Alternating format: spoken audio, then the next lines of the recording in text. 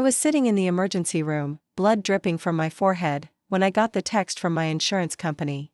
Coverage terminated. I stared at my phone in disbelief, the words blurring as my concussion made it hard to focus.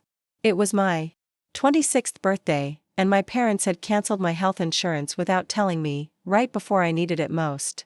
2 weeks later, I found myself holding their business license in my hands, wondering if what I was about to do made me a terrible daughter or just someone who'd finally had enough.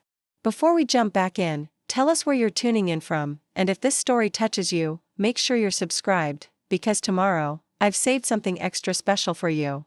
My name is Olivia Chen. I work as a graphic designer at a small marketing firm in Portland. I was driving home from work when a delivery truck ran a red light and slammed into my car. Nothing life-threatening, but I ended up with a nasty gash on my forehead, a mild concussion, and a sprained wrist. The ambulance ride alone would cost thousands. As I sat in the emergency room waiting area, holding a blood-soaked towel to my head, I decided to check my insurance information on my phone. That's when I saw it, the notification that my coverage had been terminated. Effective date, today. My birthday. I called my parents immediately.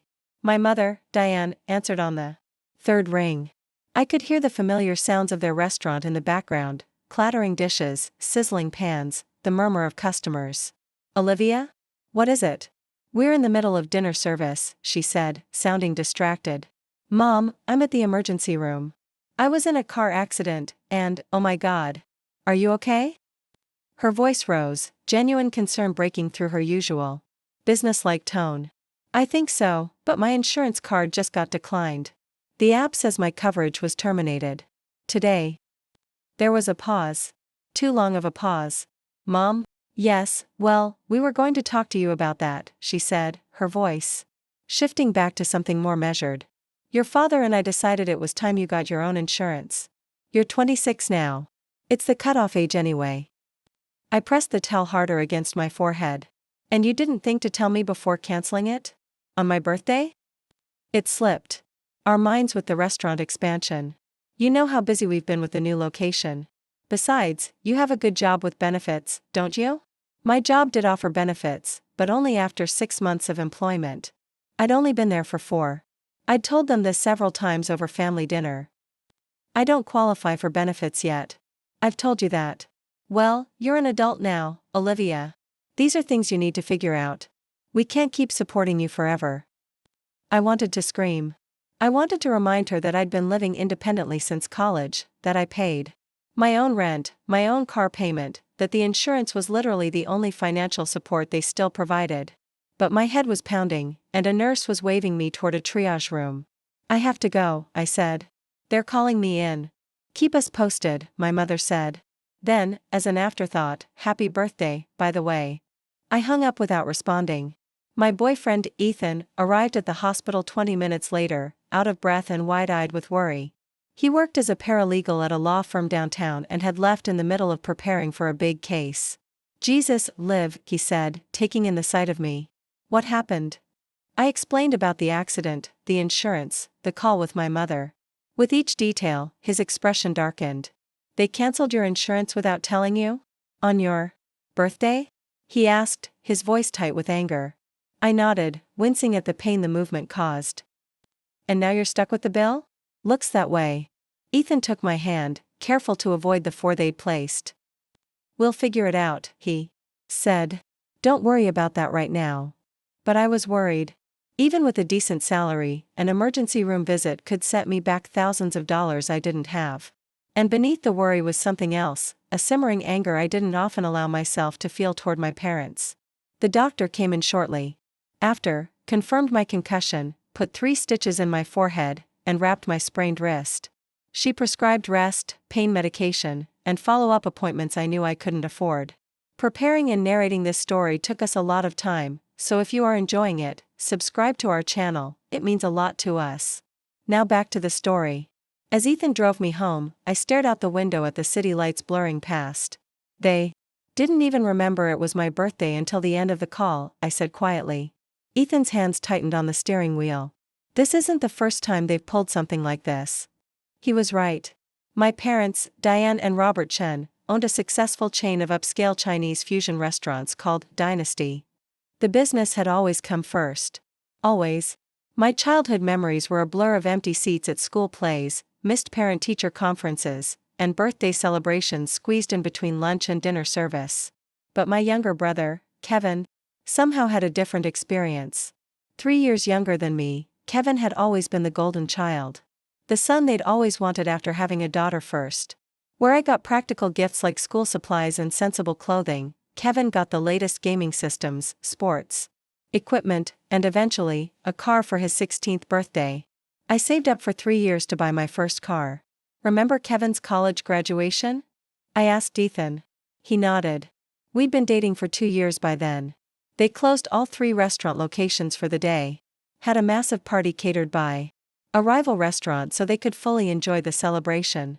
For my college graduation, they'd arrived late, left early for a dinner service, and given me a card with a $100 gift certificate to their own restaurant. They always have an excuse, I said. The business, being busy, forgetting. But they never forget when it's Kevin. Kevin wasn't a bad brother. In fact, he often seemed embarrassed by the disparity in our treatment. He'd share his gifts with me when we were kids, slip me cash from his generous allowance when we were teens. Now, at 23, he worked as the manager of their newest restaurant location, being groomed to take over the family business someday. I'd never been asked if I wanted to be part of Dynasty, despite my degree in business with a minor in graphic design. Instead, I'd been gently but firmly pushed toward independence, told I needed to make my own way, while Kevin was pulled closer into the family fold. By the time we reached my apartment, my anger had settled into a familiar dull ache of resignation. This was just how things were. How they'd always been. Ethan helped me into bed, made sure I took my pain medication, and sat beside me, his hand gentle on my hair. You know this isn't right, he said quietly. What they're doing. What they've always done. I closed my eyes. I know. So what are you going to do about it? It was a question I'd avoided for years. What could I do? They were my parents. Despite everything, I loved them. Wanted their approval. Their love. Taking a stand would mean acknowledging that things might never change, that I might never be enough for them. Nothing, I said. What can I do? Ethan didn't push. He never did. Instead, he stayed with me, ordered soup from the Thai place down the street, and made sure I was comfortable before reluctantly leaving for an early morning meeting he couldn't miss. I spent the next day in a haze of pain medication and sleep. My phone buzzed occasionally with texts from concerned coworkers, a couple of friends, and finally, late in the afternoon, Kevin. Just heard about the accident. You okay? Need anything? I stared at the message for a long time before responding. I'm fine. Insurance is gone though. Thanks for checking. His response was immediate. What? They cut you off? Let me talk to them. Don't bother, I texted back. Already tried. 3 dots appeared, disappeared, appeared again. Finally. I'm sorry, Liv. That's messed up. I didn't respond. There was nothing else to say.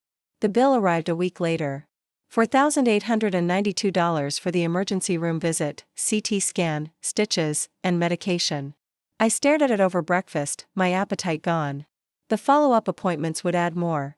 The car repairs were another issue entirely, though thankfully the other driver had been found at fault, and their insurance would cover most of it. Ethan was at my place when I opened the bill. He let out a low whistle when he saw the amount. That's brutal. I nodded, pushing my cereal bowl away. I have about $3,000 in savings. I can put the rest on my credit card, I guess. Or, Ethan said carefully, you could ask your parents to help. Given that they're the ones who canceled your insurance without warning. I shook my head. I'm not asking them for money. It's not asking for a handout, Liv. They created this situation. They just see it as more proof that I can't handle adult life on my own. Ethan sighed but didn't argue. He knew my relationship with my parents well enough by now. I returned to work the following Monday, the stitches in my forehead still visible, my wrist still wrapped. My boss, Angela, was understanding about the time off and even offered to let me work from home for another week. I declined. Sitting alone in my apartment with nothing but my thoughts and that medical bill wasn't helping. During lunch, I scrolled through social media absent-mindedly and froze when I saw a post from Dynasty's official account. Celebrating our youngest son's promotion to executive manager of all Dynasty locations. So proud of Kevin Chen for continuing the family legacy. The photo showed my parents and Kevin, all smiles, cutting a ribbon in front of their newest location. My mother's arm was around Kevin's shoulders, my father's hand clasping his in a congratulatory shake. They looked happy. Proud. A perfect family. I closed the app and set my phone down. Kevin hadn't mentioned a promotion. But then, why would he? He knew how things were as well as I did. That evening, I received a text from my mother. Family. Dinner this Sunday. 7 p.m. at the house. Big news to share. No question if I was feeling better. No mention of my accident. Just a summons. I stared at the message for a long time before replying, I'll be there. Part of me wanted to decline.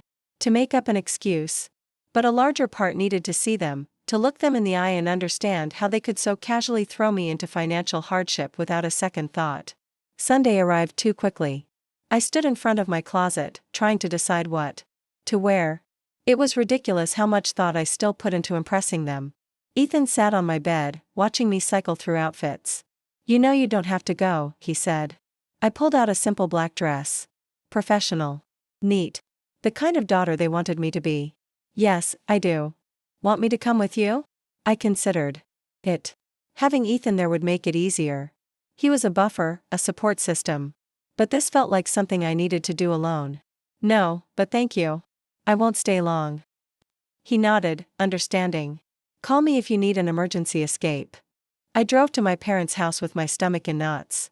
They lived in a large, modern home in the West Hills, bought with the profits from their first successful restaurant location. I'd grown up there, but it had never felt much like home. More like a showpiece, a testament to their success. My brother's car was already in the driveway when I arrived. I took a deep breath before ringing the doorbell. Once, I'd had a key, but I'd returned it years ago when I realized I never used it, never dropped by unannounced the way Kevin did. My father opened the door, his smile warm but distracted. Olivia, you're here. Come in, come in.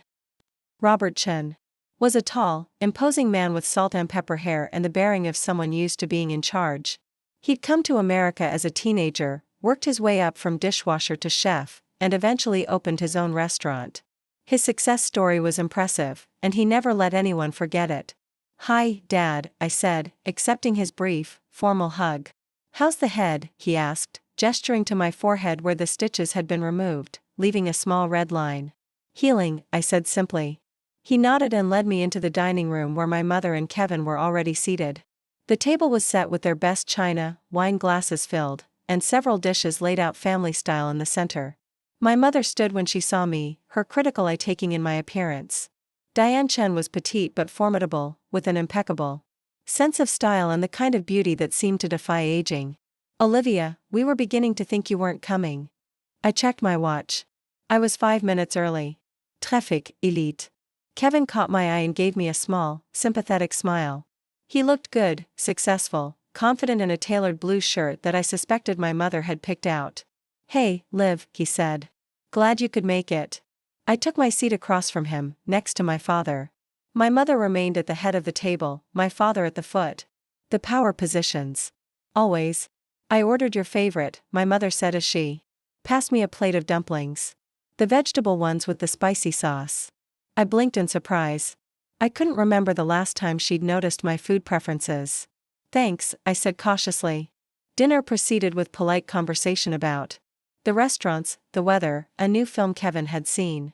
No one mentioned my accident again, or the insurance, or the fact that I was now thousands of dollars in debt because of their decision.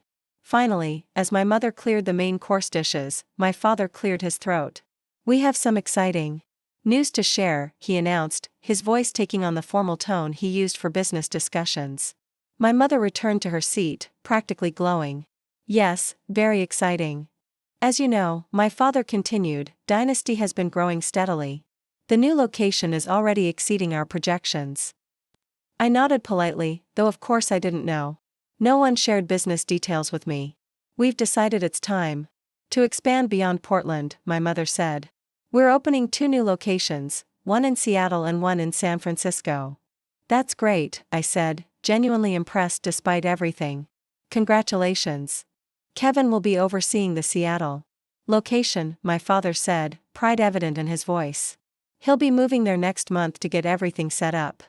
Kevin smiled, though something in his expression seemed forced. It's a big responsibility, he said. Which brings us to you, Olivia, my mother said. I froze, wine glass halfway to my lips. Me? My mother smiled, the kind of smile that never quite reached her eyes. We've been thinking. You have a good eye for design, and we need new marketing materials for the expansion. Menus, signage, website updates. We'd like to hire you, my father said. As a contractor, of course. It would be a good opportunity for you to build your portfolio. I set my glass down carefully. You want to hire me? Yes, my mother said. We'd pay you, of course. How much? I asked, the question out before I could stop myself. My father named a figure that was insultingly low, about half of what I'd charge any other client for the same work. That's the family rate, my mother added, as if it were a favor. I looked at Kevin, who was studying his plate intently. He knew this was wrong. And, my father continued, if the work is good, we might consider bringing you on permanently. As part of the family business. There it was. The carrot. The thing I'd wanted for years, acknowledgement, inclusion, a place at their table that wasn't just for Sunday dinners. But now, sitting here with the ghost of my hospital bill hanging over me, it felt hollow. I see, I said carefully. And what about benefits? Would I get health insurance if I came on permanently? The question landed like a stone in still water. My mother's smile tightened. Well, that would depend on your position. Entry-level staff don't typically, entry-level, I repeated. I have a business degree and 5 years of professional design experience. Kevin started as a manager. Kevin has been working in the restaurant since he was in high school, my father said, his tone sharpening. He knows the business inside and out. Because you brought him in, I said. You never once asked if I wanted to be involved. My mother sighed, the kind of sigh that suggested I was being difficult. Olivia, we're offering you an opportunity here. Many designers would be grateful for this kind of exposure. The word grateful ignited something in me. I'd spent my whole life being grateful for their scraps of attention, their conditional approval. Like I should be grateful you canceled my health insurance without telling me?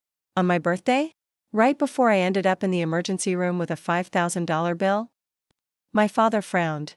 That was unfortunate timing, but you're 26 now. It's time you stood on your own 2 feet. I've been standing on my own 2 feet since I was 18, I said, my voice rising despite my best efforts to stay calm. I put myself through college with scholarships and jobs.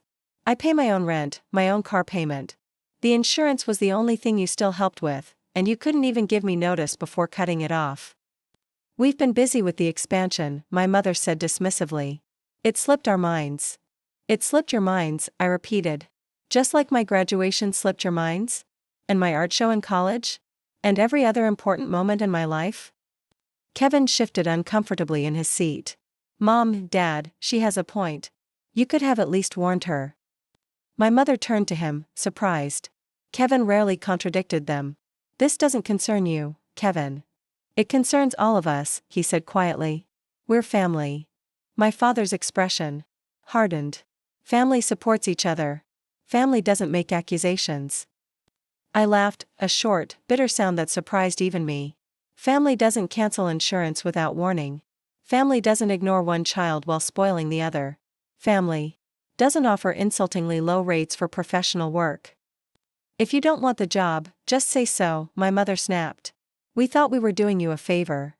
A favor, I echoed. Like when you gave Kevin a car for his 16th birthday and told me I needed to learn the value of earning things for myself? Kevin winced. Liv, no, it's fine, I said, standing up. I've always known where I stand in this family. I just didn't realize how little you actually cared until now. My father stood as well, his face flushed with anger. Sit down, Olivia. You're being dramatic. I'm being honest, I corrected him. For once in my life, I'm saying what I actually think instead of swallowing it down to keep the peace. My mother's voice was cold. If you walk out that door, don't expect us to come running when you need help again. I stared at her, really seeing her for perhaps the first time. I never expected that, Mom. That's the difference between me and Kevin. I learned a long time ago not to expect anything from either of you. I turned and walked out, ignoring my father's calls to come back, my mother's tight-lipped silence, Kevin's confused expression. In my car, I sat for a long moment, hands shaking on the steering wheel, waiting for the regret to set in. It didn't come. Instead, I felt something unexpected, relief. I called Ethan as I drove home. "How did it go?" he asked. "I think I just cut ties with my family," I said, surprised at how steady my voice was. "Are you okay?" I considered the question carefully. "Not yet," I answered honestly. "But I think I will be." When I got home, I opened my laptop and began researching something I should have looked into years ago: business licenses. Specifically, restaurant business licenses in Portland, Seattle, and San Francisco. What I found made me sit back in my chair, a plan forming in my mind. My parents had always taught me that business came first. Perhaps it was time I applied that lesson in my own way. /artifact, I've created the first part of your script, focusing on the establishment and catalyst of the story. The script introduces Olivia Chen, a graphic designer whose parents cancel her health insurance on her 26th birthday without warning, right before she gets into a car accident requiring emergency care. The morning after the disastrous family dinner, I woke up with a clarity I hadn't felt in years. For so long, I'd been trying to earn my parents' love and approval, bending myself into shapes they might find acceptable. But the insurance incident had finally forced me to see the truth: nothing I did would ever be enough. The realization was both painful and freeing. I made coffee and sat at my small kitchen table, opening my laptop to continue my research from the night before. Dynasty's business operations were more complex than I'd initially thought. The restaurant chain operated under a parent company, Chen Family Enterprises, which held all the business licenses, property leases, and financial accounts. My father was listed as CEO, my mother as CFO, and recently, Kevin had been added as COO. My name appeared nowhere in the company documents, despite my business degree and years of watching them build their empire. It shouldn't have hurt, seeing the confirmation in black and white, but it did. As I scrolled through public records, I noticed something interesting. The business license for the original Portland location was coming up for renewal in 3 weeks. In Oregon, restaurant licenses required annual renewal, health inspections, and various permits for food handling, alcohol service, and more. The timing couldn't have been more perfect. My phone buzzed with a text from Kevin. "That was intense last night. You okay?" I stared at the message, unsure how to respond. Kevin wasn't the villain in this story, but he'd benefited from our parents' favoritism his entire life, rarely standing up for me when it mattered. Still, he was my brother, and the only member of my family who showed any consistent care for me. "I'm fine," I texted back. Just finally seeing things clearly. 3 dots appeared, disappeared, then, they were wrong about the insurance thing. I told them that. "Thanks," I replied, though it was too little, too late. "Congrats on Seattle." About that. I didn't actually want Seattle. They decided for me.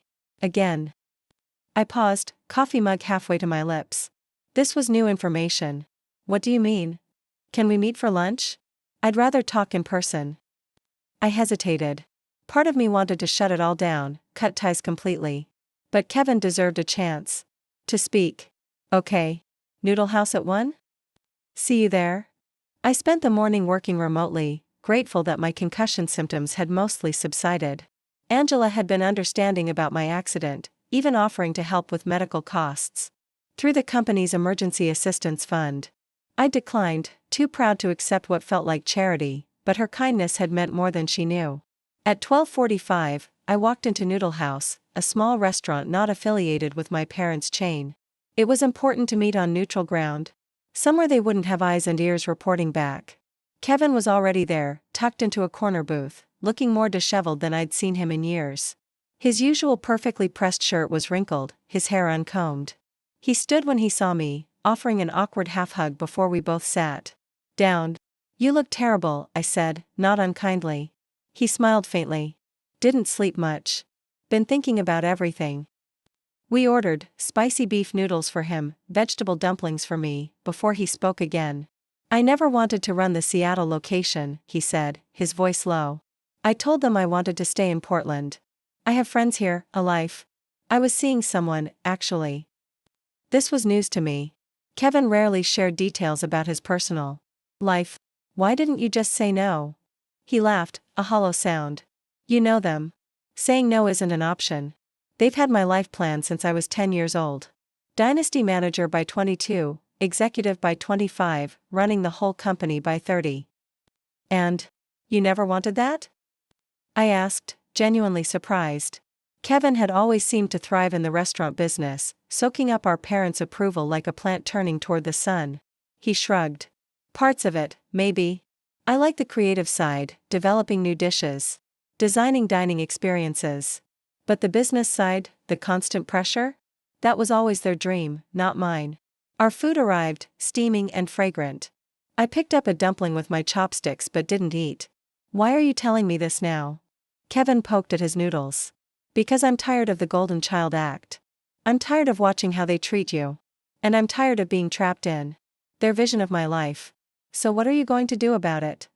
I asked, echoing Ethan's question to me after the accident. I don't know, he admitted. But watching you stand up to them last night, it made me realize I need to find my own voice too. I studied my brother's face, seeing the uncertainty there, the quiet desperation. For the first time, I understood. That being the favorite child came with its own price. Kevin had been given everything, but at the cost of his autonomy. I'd been neglected but had built my own life, made my own choices. What would you do if you could do anything? I asked. He looked surprised by the question, as if no one had ever asked him that before. Maybe no one had. I'd open a small place, he said after a moment. Nothing fancy. Good food, good music, a community vibe. Maybe teach cooking classes on the side. So why don't you? Money. Experience. Courage, he said simply. I've only ever worked for Dynasty. I wouldn't know where to start without their resources. And they'd see it as a betrayal. I nodded, understanding completely. Our parents had a way of making their approval feel like oxygen, essential for survival. What if you had help? I asked carefully. From who? From me. Kevin looked skeptical. No offense, Liv, but you're facing a massive medical bill. You're not exactly in a position to bankroll a restaurant startup. Not money, I clarified. Knowledge. Connections. Support. I hesitated, then decided to trust him with part of my plan. Did you know the original Dynasty location's business license is up for renewal in 3 weeks? He frowned. No, but Mom and Dad have people who handle that stuff. It's just paperwork. It's more than that, I said. It's leverage. Kevin's expression changed as he began to understand where I was going. Liv, what are you planning? I shook my head. Not here. But I want you to think about something. What if this is our chance? Both of us, to break free from their control? To build the lives we actually want? He looked troubled but intrigued. I'm listening. I need time to work out the details, I said. But I think there's a way for both of us to win here. They hurt me, Kevin. Badly. And they've been controlling you for years. Maybe it's time we took back some power. We finished our lunch with lighter conversation, catching up on parts of each other's lives we'd missed. It felt good, connecting with my brother as equals, not as the golden child and the afterthought. When we parted, he hugged me properly, whispering, "Whatever you're planning, be careful. They don't like losing control." I knew that better than anyone. Back home, I called Ethan and filled him in on my lunch with Kevin. I always suspected he was unhappy, Ethan said. The way he looks at you sometimes, when you talk about your work or your friends. Like he's envious of your freedom. I never saw it that way, I admitted. I was too busy being envious of the attention he got. So what's this plan involving? Their business license? Ethan asked cautiously. You're not going to do anything illegal, right? No, nothing illegal, I assured him. Just creative. The next morning, I called in sick to work and drove downtown to the city's business licensing office. I spent hours researching regulations, asking careful questions, and taking detailed notes. By the time I left, I had a much clearer understanding of what I was up against, and how I might succeed. Dynasty's original location operated under a grandfather clause for several building code requirements. When they'd first opened 15 years ago, the regulations had been less strict. But if they made any significant changes to the property, or if their license lapsed even for a day, they'd be subject to current codes, which would require extensive renovations costing hundreds of thousands of dollars. My parents, ever the shrewd business people, were well aware of this. They employed a dedicated compliance officer whose sole job was ensuring all licenses and permits stayed current. But there was a weakness in their system. The renewal notices were sent to their corporate headquarters, but the actual renewal had to be submitted in person or through a secure online portal that required specific login credentials. Those credentials were kept in a password-protected file on their main business computer. A computer I no longer had access to directly, but one that Kevin used daily. I hesitated. Involving Kevin further felt like crossing a line. But hadn't lines already been crossed? Hadn't they violated my trust in the most fundamental way by canceling my insurance without warning, leaving me vulnerable and in debt? Still, I wasn't ready to ask for his help yet.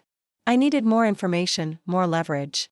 The next step was understanding exactly how badly a license suspension would hurt them. For that, I needed someone with inside knowledge of the restaurant industry. Fortunately, I knew just the person. Marco Diaz had worked as Dynasty's head chef for 5 years before leaving to open his own place. My parents had taken his departure as a personal betrayal, but I'd maintained a friendly relationship with him. His new restaurant, Ember, was small but successful, known for innovative cuisine and a warm atmosphere. I texted Marco, asking if we could meet for coffee. He responded immediately, suggesting his restaurant during the quiet afternoon hours between lunch and dinner service. Ember was housed in a converted industrial space in the Southeast District, with exposed brick walls, reclaimed wood tables, and an open kitchen where Marco could be seen working his magic. When I arrived at 3 p.m., the place was empty except for staff preparing for dinner service. Marco greeted me with a warm hug. He was in his early 40s, with salt and pepper hair and laugh lines around his eyes. "Olivia. It's been too long. How are you?" "I've been better," I admitted, following him to a small table in the corner. "Thanks for making time for me." "Always," he said, signaling a server to bring coffee. "I heard about your accident. Nasty business." I raised an eyebrow. "News travels fast." Marco shrugged. "Industry gossip. Someone who knows your brother. You know how it is." I did know. The restaurant world was surprisingly small, especially at the higher end. "So," Marco said, once we had steaming cups in front of us, "what can I help you with?" "Something tells me this isn't just a social call." I liked that about Marco. He was direct, no games. "I need some industry insights." "Specifically, what happens when a restaurant's business license gets suspended?" His eyebrows shot up. "Planning a career change to health inspector?" "Just exploring my options," I said carefully. Marco studied me for a moment, then nodded slowly. "A license suspension is a death blow, especially for an established place. You can't legally operate, which means no revenue but still having to pay rent, utilities, staff salaries if you want to keep your team. And the PR damage is enormous. Customers hear suspended license and think health violations, even if that's not the case. What about for a place like Dynasty? With multiple locations?" Marco's expression turned knowing. Now I see where this is going." He leaned forward. "A flagship location suspension would hurt them badly. Not just financially, but reputationally. It would raise questions about their other locations, trigger inspections across the board. The damage could run into hundreds of thousands." I nodded, absorbing this information. "And if someone wanted to facilitate such a suspension?" "Hypothetically." Marco sat back, crossing his arms. "Olivia, I left Dynasty because your parents micromanage everything and take credit for others' work. I've got no love lost for them professionally. But this sounds personal, and potentially illegal. What's really going on?" I hesitated, then decided Marco deserved honesty if I wanted his help. I told him everything: the insurance cancellation, the medical bills, the years of favoritism, and the final straw of the family dinner. When I finished, Marco was quiet for a long moment. "That's cold," he finally said. "Even for them." "I don't want to destroy their business," I clarified. "I just want them to understand consequences. To feel what it's like to have something essential yanked away without warning." Marco nodded slowly. "An eye for an eye. Something like that." He thought for a moment, then leaned forward again. "License renewals require health inspections. Health inspections can be triggered by anonymous complaints. Those complaints get prioritized if they come from someone with industry knowledge who knows the right terminology to use."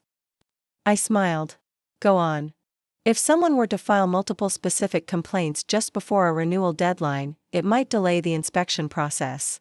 If the inspection doesn't happen before the current license expires, it would create a gap where they couldn't legally operate, I finished. Exactly. But, Marco cautioned, your parents aren't idiots.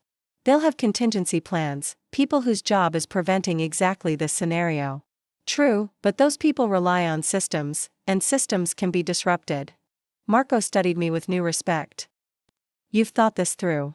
I'm still thinking, I admitted. It's a work in progress. He nodded, then reached for his phone. After a moment of scrolling, he showed me a contact. This is Alice Kim. Former health inspector, now works as a consultant helping restaurants pass inspections. She knows every regulation in the book, and which ones are most likely to trigger delays if violated. Would she help me? I asked. Alice has her own history with your parents. Let's just say they weren't respectful of her authority when she was an inspector. Tell her Marco sent you, and that it's about Dynasty. She'll at least hear you out. I thanked Marco, feeling a surge of hope for the first time since the accident. As I stood to leave, he caught my arm gently. Olivia, revenge might feel good in the moment, but it rarely brings peace. Make sure this is really what you want. I nodded, appreciating his concern. It's not just revenge. It's about finally standing up for myself. And maybe helping Kevin find his own path too. Marco smiled. Then I wish you luck. And when all this is over, good or bad, you've got a job here if you want it. We could use someone with your eye for design. The offer caught me off guard. You'd hire me? Just like that? I've seen your work. The menus you designed for Dynasty's rebranding last year? Beautiful. Creative but functional. That was you, right? Even though they put the company name on it? I nodded, surprised he knew. My parents had taken full credit for the design work I'd done as a favor to the family. I pay fairly, Marco added with a wink. And everyone gets health insurance from day one. I laughed, genuinely touched by the offer. I'll keep that in mind. As I drove home, I called Alice Kim, half expecting to get her voicemail. Instead, she answered on the second ring. Alice Kim. Hi, Miss Kim. My name is Olivia Chen. Marco Diaz suggested I call you. It's about Dynasty restaurants. There was a pause, then a cool, measured voice. Chen. As in Robert and Diane Chen? They're my parents, I confirmed. Another pause. I see. And what exactly is this regarding? I'd prefer to discuss it in person, if possible. I'm very busy, Miss Chen. It's about their business license renewal, I said. And how certain oversight issues might impact that process. This time the silence stretched longer. Finally, I have 30 minutes tomorrow at 4 p.m. My office in the Pearl District. She gave me the address and hung up without another word. Progress. That evening, Kevin called. Mom's been trying to reach you all day. She's threatening to come to your apartment. My stomach clenched. Why? They know you've been asking questions about the business license. Someone at the city office recognized your name and mentioned it to Dad's assistant. I cursed under my breath. I should have been more discreet. What exactly did they say? Just that you were there, asking about renewal procedures and regulations. Dad's paranoid you're trying to sabotage them somehow. Kevin paused. Are you? I chose my words carefully. I'm exploring my options. Liv, whatever you're planning, they're serious about countering it. I overheard Dad on the phone with their lawyer. This was escalating faster than I'd anticipated. Thanks for the warning. Tell them you couldn't reach me. What are you going to do? I'm going to meet with someone tomorrow who might be able to help. After that, I'll decide. Kevin sounded worried. Be careful, okay? Dad's talking about restraining orders, lawsuits. They're pulling out all the stops. For asking questions at a public office? I scoffed. That's not illegal. It's not about legality. It's about control. You know that. I did know. Our parents maintained control through intimidation, manipulation, and overwhelming force when necessary. They'd crush me without hesitation if they thought I threatened their precious dynasty. Kevin, I said carefully, if you had to choose between them and your own happiness, what would you pick? He was quiet so long I thought he might have hung up. Finally, I don't know. I've never let myself consider it a real choice before. It is a choice, I said softly. It's always Been a choice. After we hung up, I called Ethan and updated him on the latest developments. They're bringing in lawyers already, he asked, alarmed. All because you asked some questions? They're scared, I explained. They've worked so hard to control everything, and suddenly I'm acting unpredictably. It terrifies them. It should terrify you too, Ethan said. Your parents have resources, connections. They could make your life very difficult. I thought about that for a moment. They already have, I said finally. That's the point.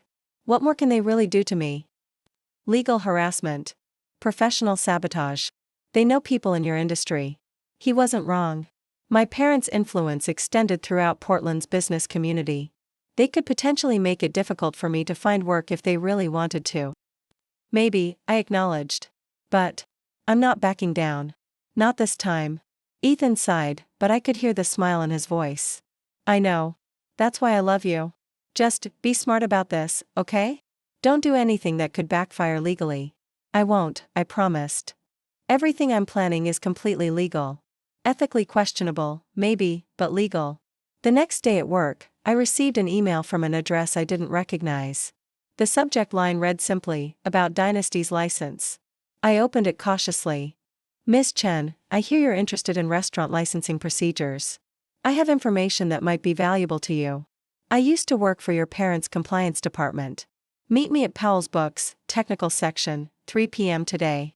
I'll be wearing a blue baseball cap. The email was signed with just an initial. J. It could be a trap, an attempt by my parents to catch me doing something they could use against me. Or it could be legitimate, someone else they'd wronged, offering help. I forwarded the email to Ethan with a quick note, if I don't check in by 4 p.m., call me. If no answer, here's where I'll be. Then I responded to the mysterious J, I'll be there. Powell's Books was Portland's famous city block-sized bookstore, always crowded with tourists and locals alike. The technical section was on the third floor, relatively quiet compared to the more popular fiction areas. I arrived 10 minutes early and browsed the computer programming shelves, keeping an eye on the entrance. At exactly 3 p.m., a slight man in his early 30s wearing a blue mariner's cap entered the section. He pretended to browse for a moment before approaching me. Olivia Chen, he asked quietly. I nodded. I'm Jason Liu. I worked in compliance for Chen Family Enterprises until 6 months ago. Why did you leave? I asked, wanting to gauge his motives. Your mother accused me of errors that weren't my fault. Used me as a scapegoat when a health inspection didn't go perfectly. I was fired without severance after 3 years of perfect work. That sounded like my mother. And now you want revenge? Jason shook his head. I want justice. And when I heard through industry contacts that Robert Chen's daughter was asking questions about business licenses, I thought maybe our interests might align. I studied him carefully. What kind of information do you have? Login credentials for the renewal portal. Knowledge of exactly how their compliance systems work, and where the vulnerabilities are. Documentation of minor health violations they've covered up that could trigger a full inspection if reported now. It was exactly what I needed. Almost. Too perfect. Why would you help me? You don't even know what I'm planning. Jason smiled thinly. I can guess. And frankly, I don't care what your motives are. Your parents humiliated me, destroyed my professional reputation in this town. I've had to take work in Seattle at a significant pay cut. So if you're planning to cause them problems, I want in. I nodded slowly. Let's take a walk. As we exited Powell's, I asked Jason more detailed questions about Dynasty's compliance systems. His knowledge seemed legitimate and comprehensive. He explained how renewal reminders were handled, who was responsible for submitting the paperwork, and most importantly, how the online system worked. The main vulnerability is the two-factor authentication, Jason explained as we walked through the park blocks. It sends a code to your father's phone. No one else can complete the final submission without that code. So even with the login information, we'd need his phone. I asked, disappointed. Jason smiled. Not exactly. Your father is predictably careless with technology. He uses the same password for everything, and he has the authentication codes auto-forwarded to his email as a backup. If you can access his email, you can intercept the code. I don't have his email password, I said. No, but I bet your brother does. The COO would need access to the CEO's email for business continuity purposes. Kevin. Again, all roads led back to involving my brother. I wasn't sure if he would help with something this direct, this potentially damaging to our parents' business. "I'll think about it," I told Jason. "This is helpful, but I need to consider all the angles." "Don't think too long," he warned. "The renewal deadline is in 18 days. And your parents are already suspicious." I thanked Jason for the information, taking his contact details before we parted ways. I had a lot to consider, and my meeting with Alice Kim was in less than an hour. As I drove to her office, I felt a strange mix of emotions: determination, anxiety, and underneath it all, a sadness that it had come to this. That the relationship with my parents had deteriorated to the point where sabotage felt like my only recourse. But then I remembered lying in that emergency room, blood on my face, discovering they'd cut off my insurance without a word of warning. On my birthday. I remembered the thousands of dollars of debt I now faced. I remembered years of neglect, favoritism, and dismissal. Sometimes, the only way to be heard is to speak in a language the other person understands. For my parents, that language was business. It was time they learned that actions have consequences, even for them. Alice Kim's office was in a sleek high-rise in the Pearl District, a far cry from the sterile government buildings where she'd worked as a health inspector. Her consulting firm, Compliance Solutions, occupied a corner suite with floor-to-ceiling windows overlooking the Willamette River. The waiting area featured minimalist furniture and framed restaurant reviews, subtle reminders of the businesses she'd helped succeed. The receptionist led me to a conference room where Alice was already seated, reviewing documents.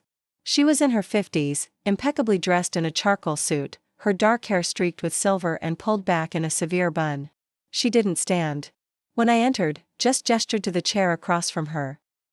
"Olivia Chen," she said, more statement than greeting. "You look like your mother." I tried not to grimace. "So I've been told." "I worked with your parents several times over the years," Alice continued, closing her folder. "First as a health inspector, later as a consultant they chose not to retain." "They didn't value your expertise?" I asked, though I already knew the answer. Alice's smile was thin. "Your father said, and I quote, 'We don't need some bureaucrat telling us how to run our kitchens.' This after I found multiple critical violations that could have resulted in immediate closure. I gave them a chance to correct the issues before filing my report. Your mother called it extortion." "That sounds like them," I admitted. "So," Alice leaned forward, folding her hands on the table. "You're here about Dynasty's business license. What exactly are you hoping to accomplish?" I decided honesty was the best approach. "They canceled my health insurance without warning. On my birthday. The same day, I ended up in the ER after a car accident. Now I'm facing thousands in medical bills while they're expanding their business and showing no remorse." "And you want revenge," Alice said, not judgmentally. "I want consequences," I corrected. "I want them to understand how it feels to have something essential taken away without warning. Something that affects their livelihood." Alice nodded slowly. "By interfering with their license renewal." "Yes. You realize that's potentially actionable? If they could prove you deliberately sabotaged their business, they could sue you for damages." "I'm aware of the risks." Alice studied me for a long moment, then stood and walked to the window. "When I inspected Dynasty's original location 10 years ago, I found cockroaches in the dry storage area. Not just one or two, an infestation. When I informed your mother, she offered me money to overlook it." Alice turned back to me. "When I refused, your father threatened to call my supervisor and claim I was harassing them." I winced. "I'm sorry. I filed my report anyway. They were shut down for 3 days. The next time I came for a routine inspection, they had someone follow me around, recording everything I did, challenging every note I made. They filed multiple complaints about me with my department. None stuck, but the message was clear." "They don't like losing control," I said, echoing Kevin's warning. "No, they don't," Alice agreed. "Which is why what you're proposing is dangerous. Not just legally, but personally. Your parents don't just fight back, they destroy their opponents."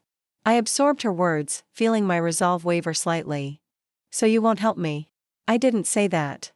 Alice returned to her seat. "I said it's dangerous. I didn't say it's impossible." She opened a drawer and removed a thick folder. "This is everything I have on Dynasty's compliance history. Health inspections, code violations, licensing issues. Most of these are public record, but some came from sources who would prefer to remain anonymous.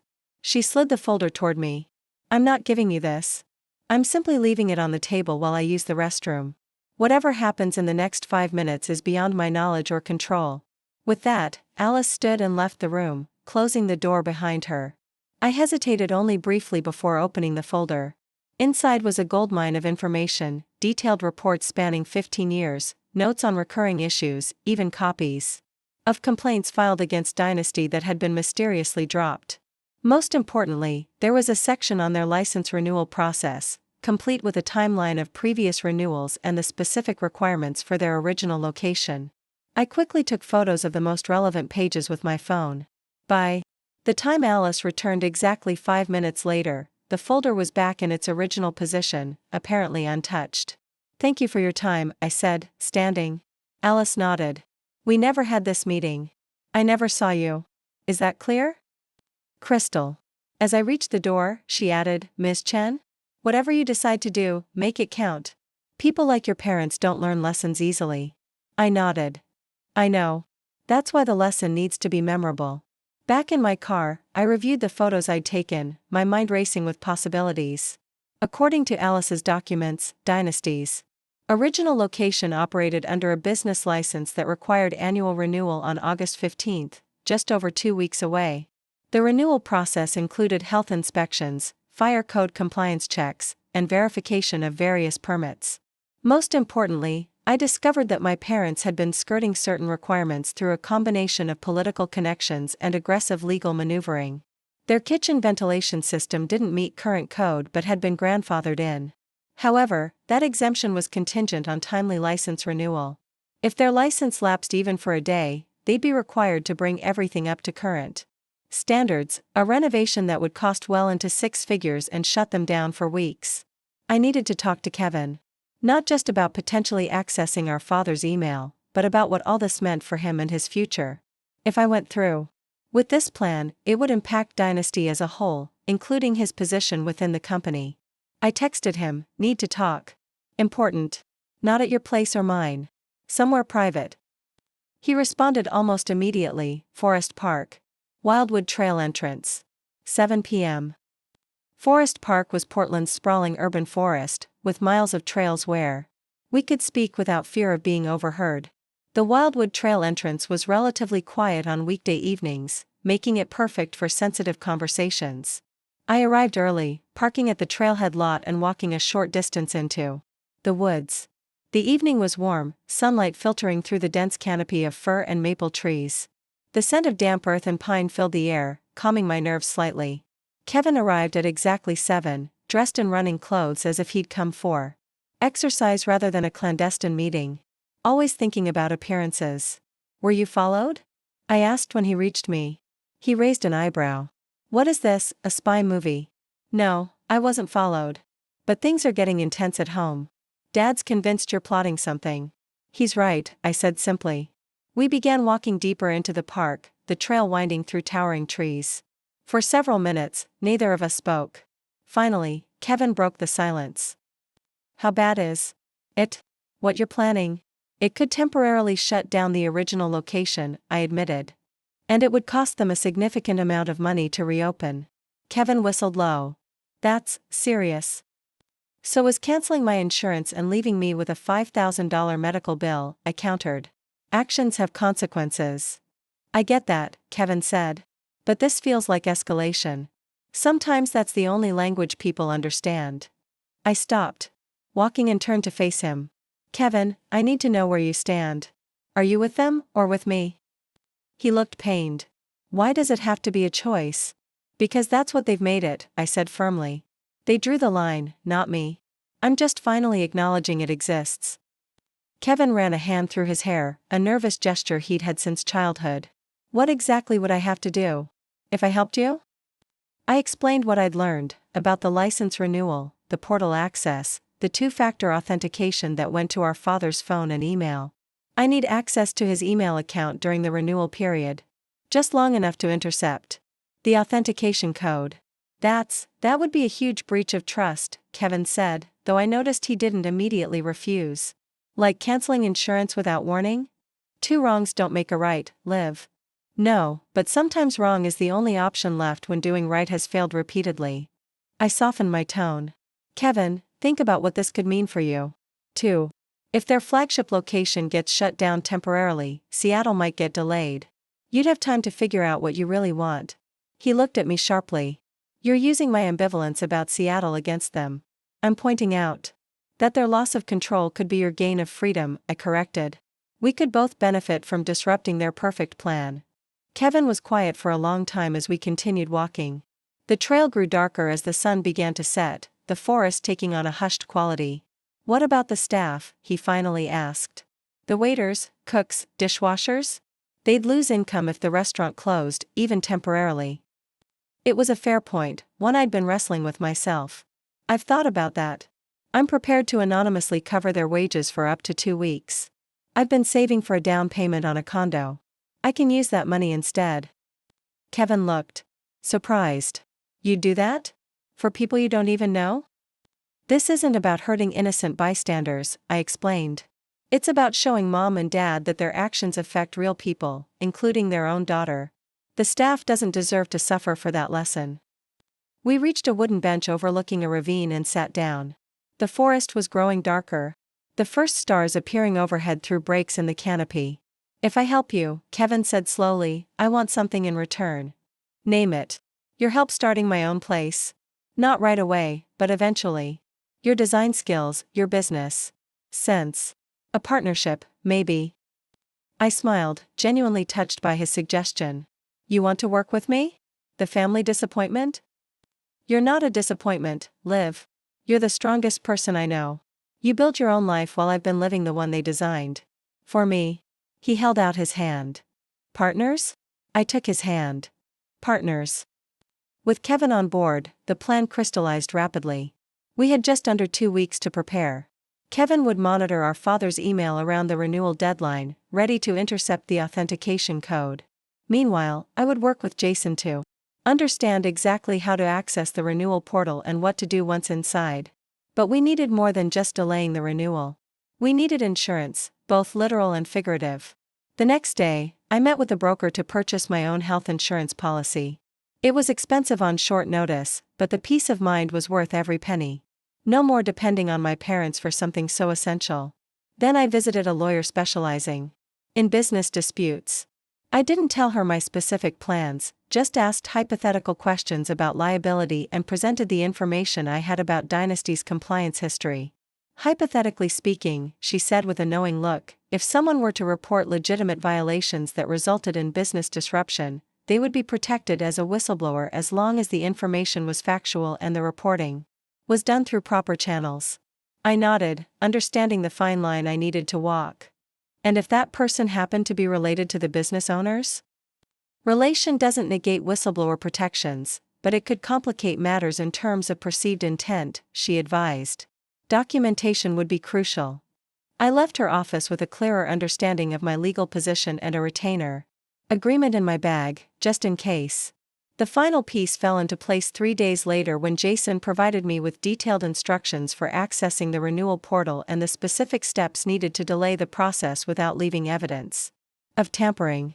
The key is timing, he explained over coffee at a quiet cafe far from Dynasty's locations. You don't want to do anything that looks deliberate. Just administrative confusion.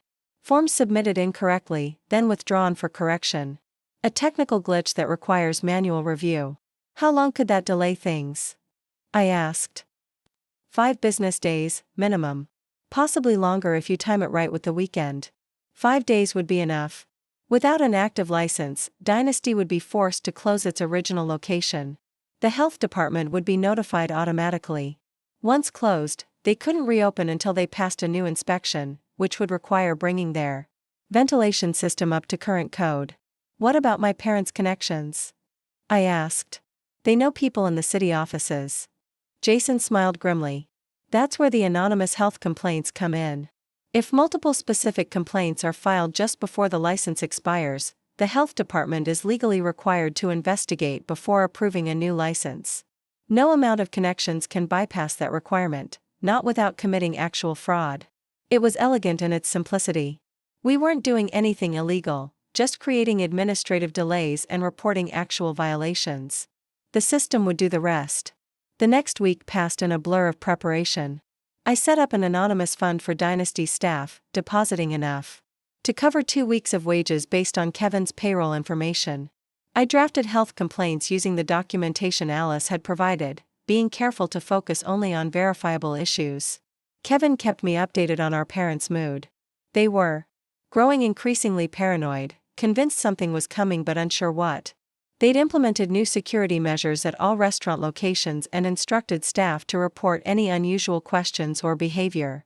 Dad's having the renewal paperwork prepared early, Kevin told me during one of our secure meetings at Forest Park. They're planning to submit it a week ahead of the deadline. That works in our favor, I assured him. The earlier they submit, the more time we have to create delays. 3 days before the planned submission date, I met with Ethan for dinner at his apartment. I hadn't seen much of him over the past week, too consumed with planning my parents' business lesson. You look different, he said as we ate takeout Thai food on his couch. More? I don't know. Confident? Determined? I smiled. Both, maybe. For the first time in my life, I'm not just reacting to my parents. I'm taking control. Ethan studied me thoughtfully. Just be careful this doesn't consume you. Revenge can be transformative. Not always in good ways. It's not just revenge, I insisted. It's about establishing boundaries. Showing them. I won't be treated as an afterthought anymore. And after? He asked gently. Once you've made your point? What then? It was a question I hadn't allowed myself to consider fully. What did I want from my relationship with my parents after this? Reconciliation seemed unlikely. Complete estrangement was a possibility. The uncertainty of it all was both frightening and liberating. I don't know, I admitted. I guess that depends on how they respond. Ethan nodded, reaching for my hand. Whatever happens, I'm with you. Just promise me one thing? What's that? Don't lose yourself in the process. The Olivia I love is compassionate, even toward people who don't deserve it. Don't let them take that from you. His words stayed with me that night as I lay awake, staring at my ceiling. Was I becoming like them in my pursuit of justice?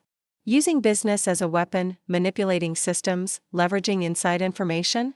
The thought was unsettling.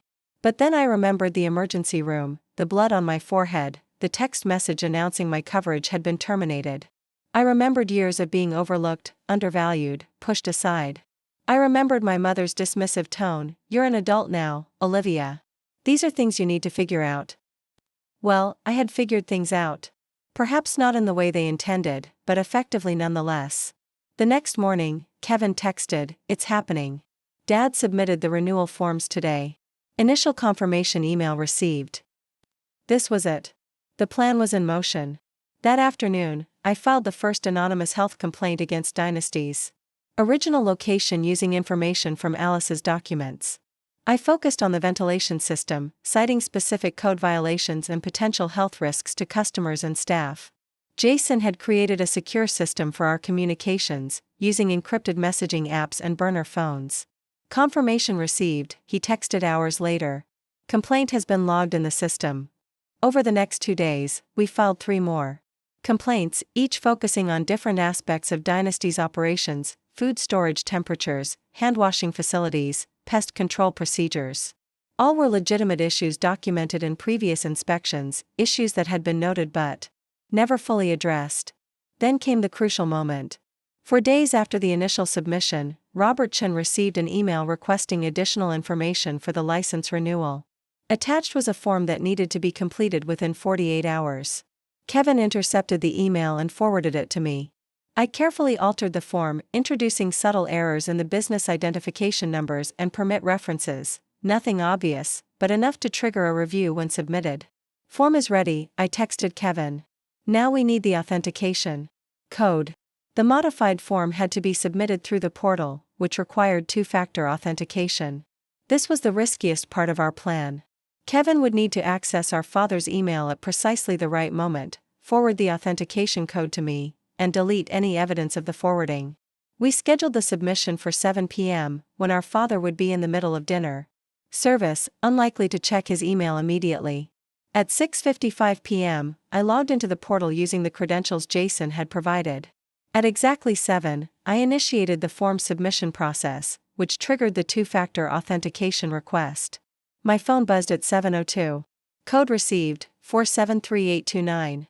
Delete this message after use. I entered the code quickly, submitted the modified form, and sent Kevin a confirmation, done. Now we waited. The next morning, Dynasty received an automated email, renewal application under review. Discrepancies detected. Please contact licensing department. By the time my father realized something was wrong, the health department had scheduled inspections based on our anonymous complaints. The timing couldn't have been worse for Dynasty, or better for our plan. Kevin called me that evening, his voice tense. Dad's losing it. He spent 3 hours on the phone today trying to resolve the license issues. They're saying it could take up to 10 business days to process the corrected application. And the health inspection? Scheduled for next week, 3 days after the current license expires. I felt a surge of satisfaction. So they'll have to close. Yes, Kevin confirmed. Dad's already talking about bringing in lawyers, threatening city officials. Mom's calling in every favor they have. Will it work? I asked, suddenly worried.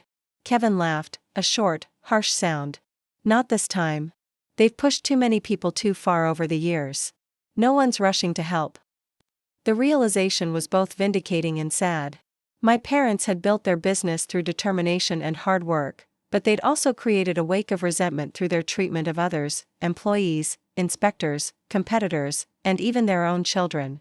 2 days later, the local restaurant blog broke the story: Dynasty original location facing temporary closure due to licensing issues and health complaints. My phone rang almost immediately. It was my mother. I let it go to voicemail. Her message was terse: Olivia, call me back immediately. We need to talk about what you've done. So they knew. Or at least suspected. I wasn't surprised. My parents were many things, but stupid wasn't one of them. I texted Kevin, they know. Mom just called. Dad's on the warpath, he replied. Called an emergency meeting with their lawyers. Talking about suing the city, the health department, and anyone else involved in this sabotage. What about you? Do they suspect you? 3 dots appeared, disappeared, then, no. They think I'm still the loyal son. Dad actually asked me to investigate who might have access to our systems. I smiled despite the tension. What did you tell him? That I'd look into it. Then I deleted the access logs. My phone buzzed again, another call from my mother. Again, I let it go to voicemail. This time, her message was different. Less angry, more desperate. Olivia, please. The restaurant is in trouble. We need to talk. As a family. The word family hit me harder than I expected. For years, I'd longed to be treated as a true member of the family, not just an obligation. Now, suddenly, when they needed something, I was family again. I texted Kevin, Mom's playing the family card now. Classic, he replied.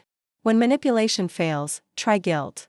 But beneath my cynicism, I felt a twinge of something else. Not regret, exactly, but awareness of the magnitude of what we'd set in motion. Dynasty's original location would indeed close temporarily. Staff would lose work hours, though they'd be covered by my anonymous fund.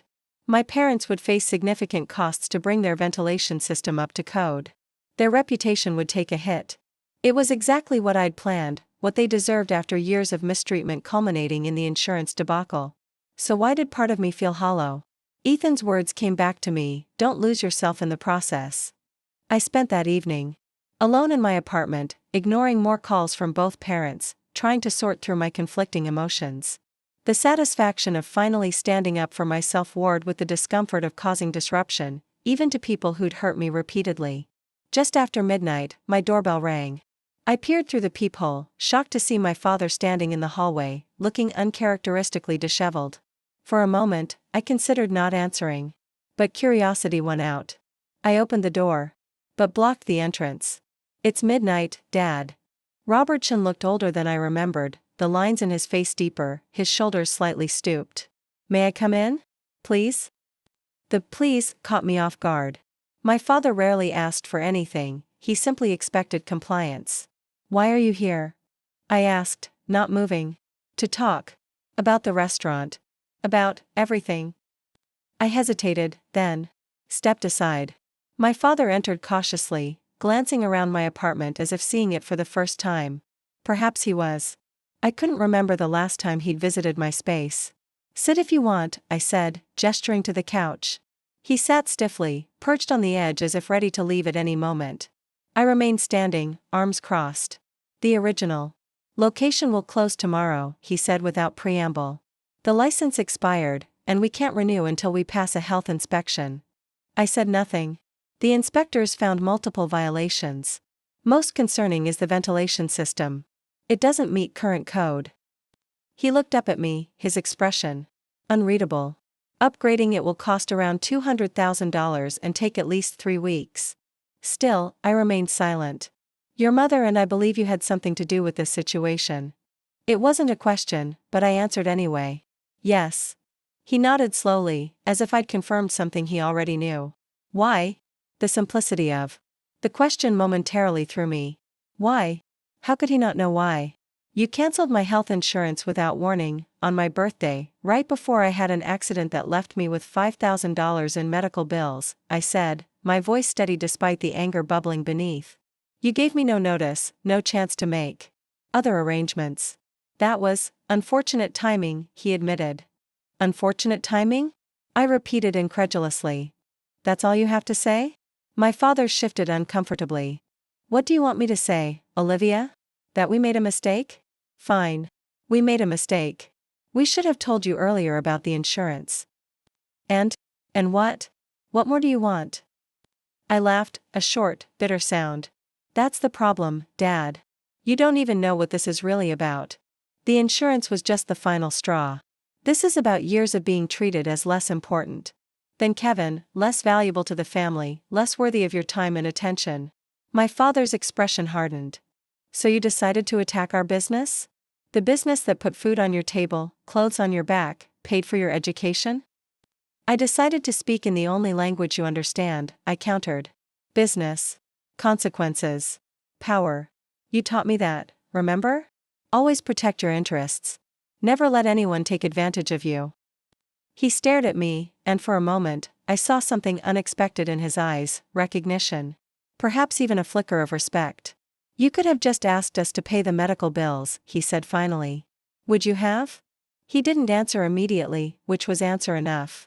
Besides, I continued, this isn't just about money. It's about respect. Recognition that your actions hurt people, including your own daughter. My father stood abruptly. The staff will suffer because of what you've done. People who never harmed you. They'll be fine, I said. Their wages will be covered while the restaurant is closed. He frowned. How do you know that? Because I arranged it. Anonymously. I'm not you, Dad. I don't hurt innocent people to make a point. This seemed to genuinely surprise him. He stood there for a long moment, studying me as if seeing me clearly for the first time. What do you want now? He finally asked. Money for the medical bills? Your job back? What will it take to end this? I shook my head. It's already done. The license is expired, the violations are documented. You'll have to bring the restaurant up to code before reopening. That's just business. And after? What then? He sounded tired, defeated in a way I'd never heard before. After depends on you and Mom, I said honestly. On whether you're capable of seeing me, really seeing me, as more than just an obligation or an afterthought. On whether you can treat me with the same respect you've always given Kevin. My father nodded slowly, though whether in agreement or just acknowledgement, I couldn't tell. Your mother wants to see you. To talk. Not tonight, I said firmly. I'll consider it, but not tonight. He moved toward the door, then paused with his hand on the knob. You're more like me than I realized, he said quietly. I'm not sure if that's good or bad. After he left, I sat in the dark of my apartment. For a long time, turning his words over in my mind.